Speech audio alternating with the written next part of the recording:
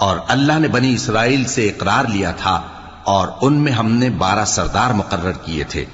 और अल्लाह ने फरमाया कि मैं तुम्हारे साथ हूं, अगर तुम नमाज पढ़ते और ज़कात देते रहोगे और मेरे पैगंबरों पर ईमान रखोगे और उनकी मदद करते रहोगे और अल्लाह को कर्ज हसन दोगे, तो मैं तुमसे तुम्हारे गुनाह दूर कर दूंगा और तुमको बहिश्तों में दाखिल करूंगा जिनके नीचे नहरें बह रही हैं।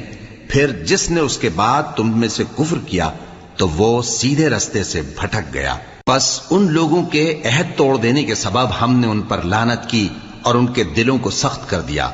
ये लोग कलिमात किताब को अपने मकामात से बदल देते हैं और जिन बातों की इनको नसीहत की गई थी उनका भी एक हिस्सा फरामोश कर बैठे। और थोड़े आदमियों के सिवा हमेशा तुम इनकी एक न एक खयानत की खबर पाते रहते हो। सो इन्हें मुआफ रखो और इनसे दरगुजर करो। अल्लाह एहसान करने वालों को दोस्त रखता है।